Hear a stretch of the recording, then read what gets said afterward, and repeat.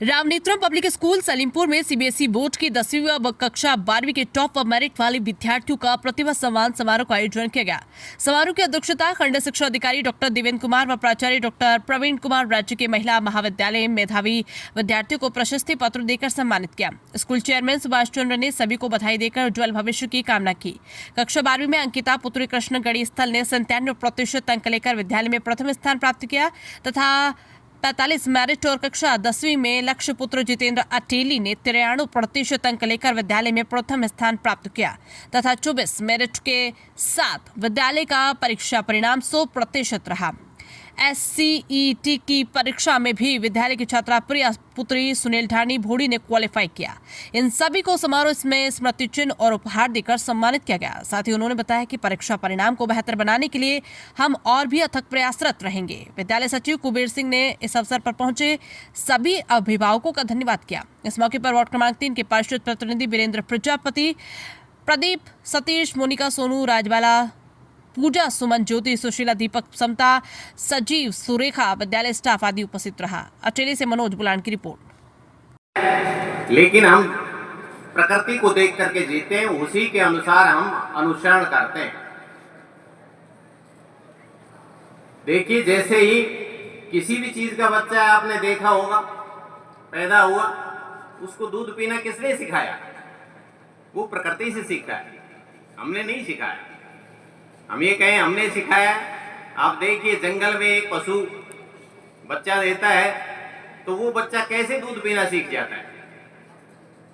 भाई गांव में तो हम देखते हैं कि भाई भैंस के बच्चा हुआ है तो हम लगाते हैं उसको, लेकिन अगर हम नहीं लगाएंगे तो भी वो अपने आप सीखेगा एक दिन में, क्योंकि उसको जिंदा रहना है तो वो प्रयास करेगा और प्रयास करेगा तो सीखेगा।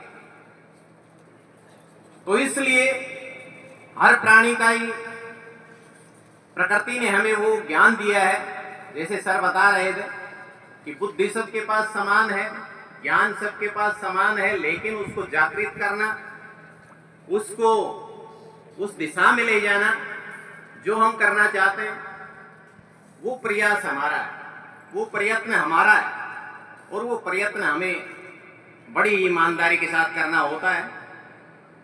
तो मैं तो आपको एक ही बात कहूंगा कि आपको सबसे पहला जो मूल मंत्र है, जो हमारी भारतीय संस्कृति को आज तक जिंदा रखे हुए है, कि सत्यम वद, कि हमें सत्य बोलना चाहिए।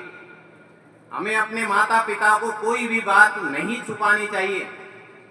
जो विद्यालय में होती है, बहुत सारे बच्चों में आप देखते हो कि घर पे जाकर के वो यूं की यूं बात बताते हैं कि आज मेरे साथ ये हुआ, उस टीचर ने ये पढ़ाया, ये नहीं पढ़ाया, उसने बात की, उस बच्चे ने मेरे साथ ये किया। अपनी बातें अगर शेयर करना आप जान जाएंगे, सीख जाएंगे, तो आप कभी भी जिंदगी में आपको हानि नहीं हो, क्योंकि जो गलत बातें हैं पेरेंट्स आपको उनके बारे में सचेत कर देंगे। तो ये सबसे अहम कर्तव्य है आपका।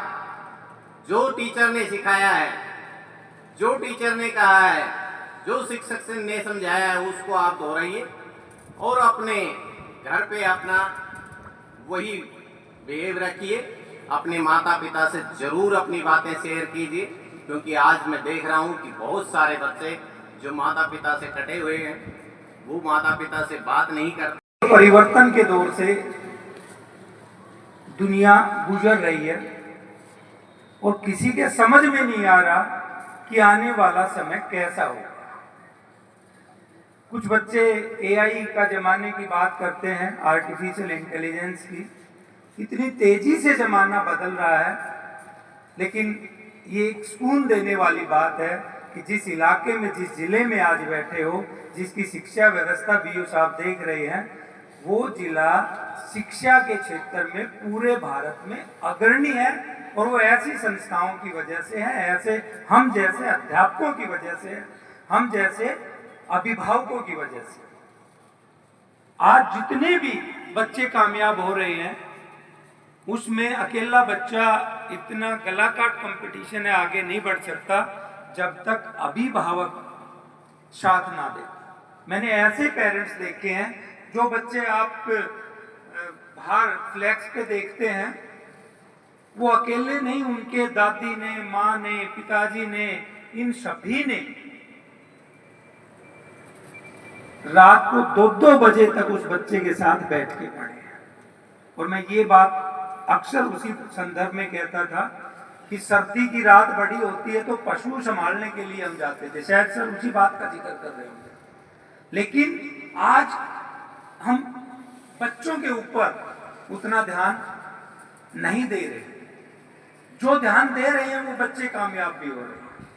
तो आप सोचिए, फसल देखने भी जाते हैं, पशु देखने भी जाते हैं, लेकिन जो हमारी 3 पीढ़ी का रिलेशन है, जो आगे हमारे इस परिवार को ही नहीं इस देश को आगे लेके जाएगी, उसके साथ बने रहने की जरूरत है।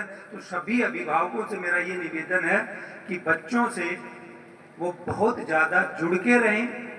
रात को वो पढ़ रहे हैं तो उनके साथ बैठें, चाहे दादा बैठे, चाहे दादी बैठे, चाहे और कोई भी किसी भी रूप में पेरेंट्स।